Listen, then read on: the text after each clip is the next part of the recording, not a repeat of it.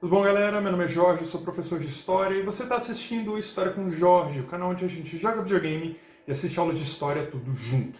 Dessa vez a gente vai dar uma olhada em 4 games e como eles representam algumas das características gerais da Guerra Fria. No próximo vídeo a gente mergulha ainda mais fundo com mais games e mais referências sobre música e cinema. Então faz um favor aí pra mim, deixa aí nos comentários sugestões de mais jogos sobre Guerra Fria para os próximos vídeos e simbora trabalhar, vamos fazer o de sempre, beleza? Então aperta aí o seu cinto, se segura na cadeira e partiola de história, galera. Falou!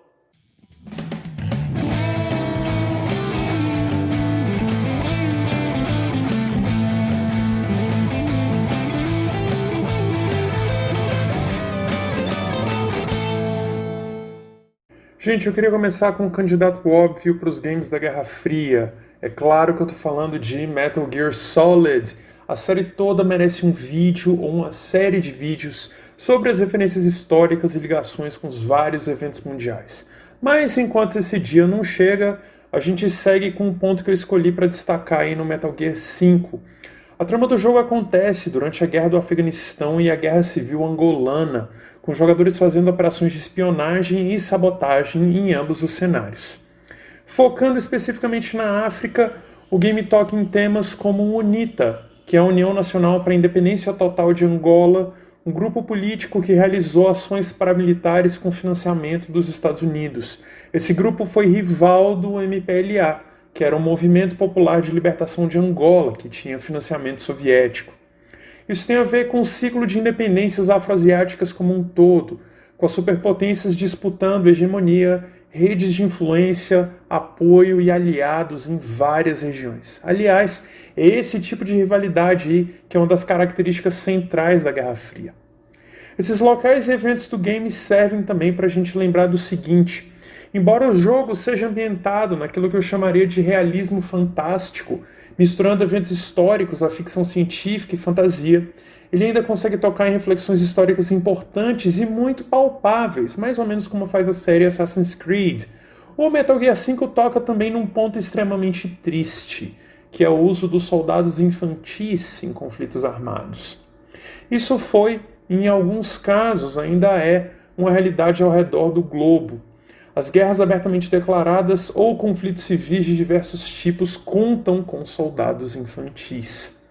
A série como um todo, com as suas cutscenes abertamente inspiradas no cinema, frequentemente levanta alguns pontos como a loucura que foi a corrida armamentista, a sede de poder, a corrupção política e o baixo valor da vida humana para o complexo industrial militar global. Isso leva a gente para uma sacação histórica importante.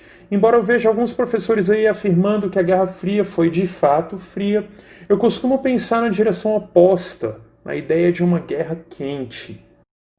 Não houve um conflito militar direto entre Estados Unidos e União Soviética, mas o que a gente tem na verdade são as proxy wars, ou seja, guerras de terceiros, com financiamento vindo dessas superpotências.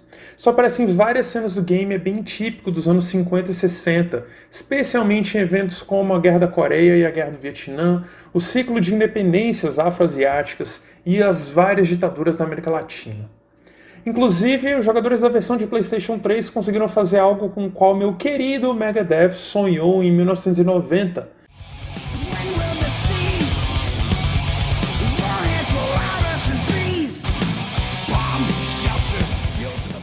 No modo online desse jogo, você pode atacar bases para desarmar mísseis e a comunidade conseguiu desativar todos. Mas, como o espírito humano nem sempre é nobre, teve uma galera que foi lá e construiu mais bombas atômicas. Por falar nessa notícia de desarmamento nuclear, que infelizmente só é verdadeiro nos games, o melhor jogo para entender a tensão que a gente viveu no período é o Defcon, Everybody Dies. Eu já falei dele antes aqui no canal, naquele vídeo dos games para estudar história, então depois dá uma olhadinha lá, o card está na descrição. O ponto aqui é um simulador de ataques nucleares, de mísseis balísticos de longa distância. Vale a pena pensar no subtítulo do jogo, Everybody Dies, ou seja, todos morrem. Isso me parece ser uma consequência direta de uma sigla que rolava no período.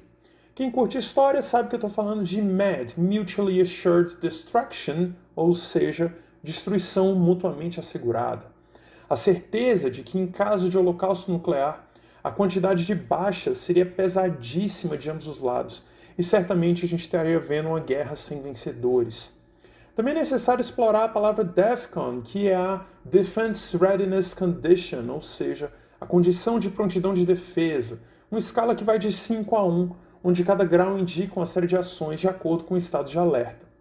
Na crise dos mísseis cubana, a gente chegou no DEFCON 2, ou seja, a um passo de uma guerra nuclear, 11h58 da noite, de acordo com o relógio atômico.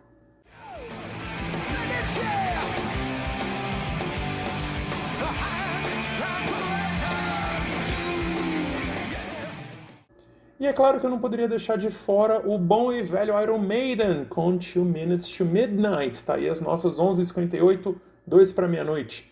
O trabalho da banda como um todo é uma aula de história em várias músicas, e nesse caso a gente tem algumas críticas sociais bem duras em alguns versos, como por exemplo, vamos pra guerra de novo e o sangue é a mancha da liberdade, ou então, lubrificamos as mandíbulas da máquina de guerra e a alimentamos com os nossos bebês. Volta lá para os Child Soldiers, por exemplo, os nossos soldados infantis. O refrão, como a gente viu no trechinho de vídeo aí, tem um jogo de palavras legal com os 2 minutos para meia-noite, as mãos que ameaçam a perdição. Aqui a gente tem a mão simbolizada pelos ponteiros do relógio e também a mão que opera os instrumentos de lançamento de mísseis e mais uma ainda a mão que segura a caneta e assina decretos, tratados, declarações de guerra e assim por diante. Outro jogo legal com visuais mais atraentes que o DEFCON, mas já bem mais contemporâneo e fora da Guerra Fria, é o First Strike Final Hour. Ainda assim, vale a pena jogar porque ele é gratuito nos telefones, tem um monte de armas bacanas, a possibilidade de fazer acordos diplomáticos secretos ou não com os amigos, sim, um modo multiplayer bem legal, vale a pena conferir. E por falar em modos multiplayer, e retomando um pouco do lance da influência dos Estados Unidos e da União Soviética na América Latina, não dá para deixar de fora o primeiro game da série Black Ops. A primeira missão desse jogo de 2012 coloca a gente no papel de um soldado dos Estados Unidos invadindo Cuba para assassinar Fidel Castro.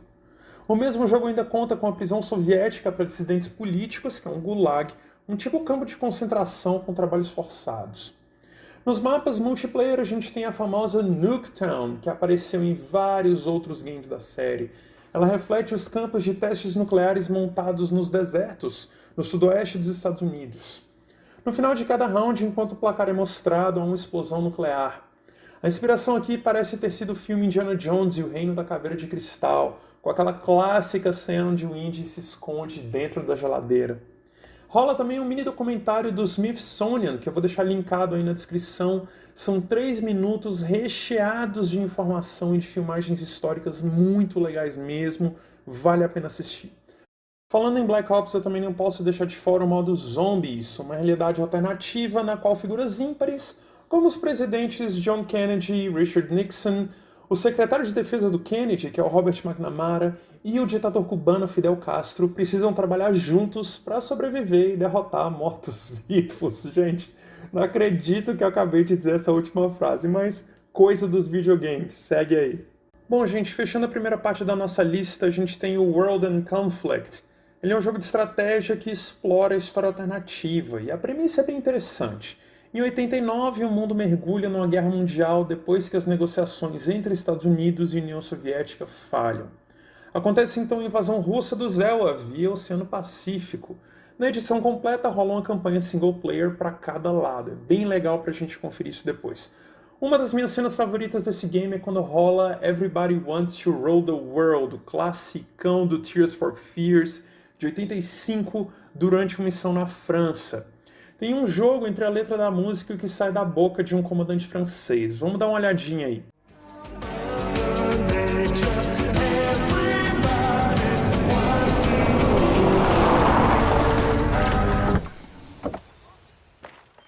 We'll see.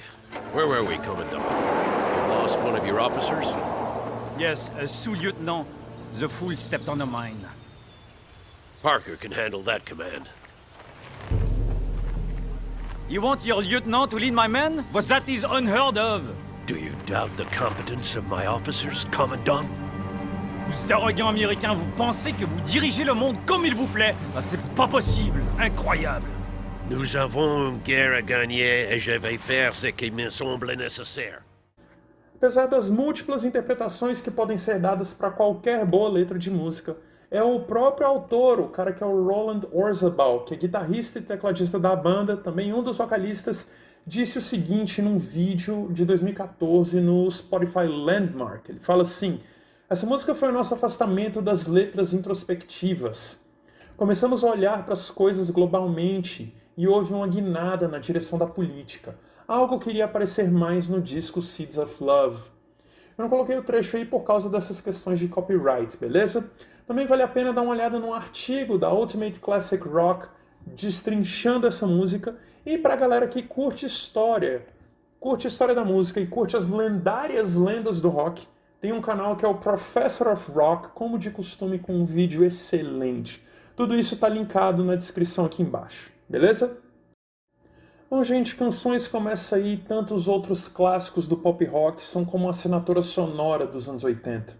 A produção musical desse período, com os teclados e baterias eletrônicas, sem dúvida alguma ajudou a criar uma paisagem sonora extremamente marcante. Independentemente da época, isso nos serve de lembrete. A música carrega consigo uma série de memórias e referências muito além das letras e do arranjo. Músicas por vezes definem gerações, criam redes de sociabilidade, engendram memórias e marcam experiências para a vida toda. É aquela nossa velha conversa da música como porta de entrada para a compreensão de uma determinada realidade histórica, beleza? Galerinha, confere aí na sua lista para ver se a gente teve hoje os elementos de um episódio clássico aqui do canal. Uma mistura de games populares e outros menos conhecidos, referências ao cinema e doses gratuitas de heavy metal, apesar do Tears for Fears, que certamente não é metal, mas estava embolado ali no meio e deu super certo. Bom, se você gostou desse vídeo, você já sabe o que você tem que fazer. Deixa o seu like, se inscreve no canal e compartilha com a galera. Maravilha? Nos comentários, feedback geral é sempre bem-vindo. E a tarefa de hoje, sugestões de games da Guerra Fria para poder começar a preparar o próximo vídeo. Maravilha? Mais uma vez, meu nome é Jorge, eu sou professor de História. Se cuida aí, gente. Abraços com o devido distanciamento social para todo mundo e racha de estudar, galera. Falou!